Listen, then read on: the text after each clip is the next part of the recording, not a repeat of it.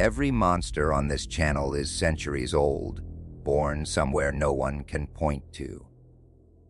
This one is different. This one has a birth certificate, a forum post, time-stamped June 10th, 2009. It began as a game. A comedy forum ran a photo editing contest. Take an ordinary photograph, doctor it, and make it look like evidence of the paranormal. A user posting under the name Victor. Serge entered late with 2 black and white photographs that did not feel like jokes. The first showed children on a playground, caught mid-run blurred. Behind them, at the tree line, stood a figure, impossibly tall, impossibly thin, in a dark suit. Where the face should be, nothing. The second showed 14 children, and a caption written like a survivor's testimony. "We didn't want to go," it said. "We didn't want to kill them." The captions claimed the photographs were recovered from a library fire in 1986, and that the photographer had vanished without trace. None of it was true. All of it was perfect. What made the figure spread was everything it lacked. No face, no name, no rules, and no history. It was a blank space shaped like a man, and the internet began pouring itself in. Within days, strangers were adding their own evidence. Fake witness reports, fake newspaper clippings, even a fake 16th century woodcut of a tall, faceless man taking a child. The legend grew a history backward. Sightings invented for Germany, for Old England, for the American frontier. Folklore usually deepens over centuries. His deepened over a weekend. That same month, 2 film students launched a video series about a man being followed by the figure. Found footage. Home cameras static. Millions watched it alone at night, exactly as intended. The character hardened into canon. He stands near children. Cameras fill with static around him, and the people he chooses begin to forget things, to sicken, to wake up somewhere else. In 2012 came the game. A dark forest, a dying flashlight, 8 pages to collect.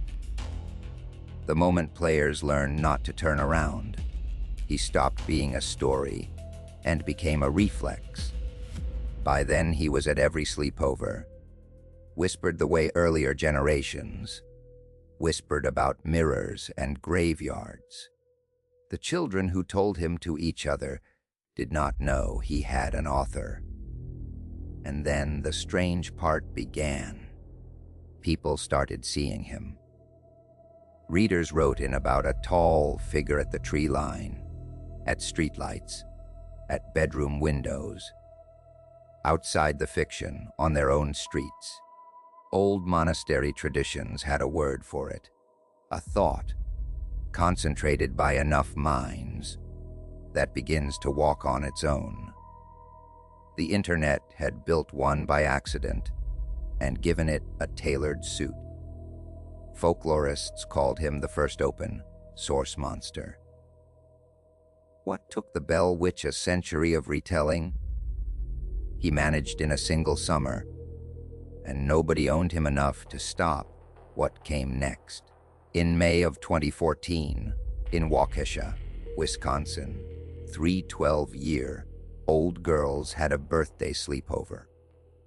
2 of them had been reading about the faceless man for months and believing. The next morning they walked into the woods for a game of hide and seek. 2 of the girls had made a plan. They believed the faceless man was real and watching and waiting to be proven to. They attacked their best friend with a knife and left her among the trees. She crawled to a bicycle path, where a passing cyclist found her, alive. The surgeons said one wound missed her heart by a millimeter. She survived, and she eventually told her story, including the night light she kept and the scissors she slept with for years. The court sent both attackers to psychiatric institutions. The man who had invented the figure 5 years earlier issued a brief statement and went silent. He had written 2 photo captions for a contest. The captions had put a child in intensive care.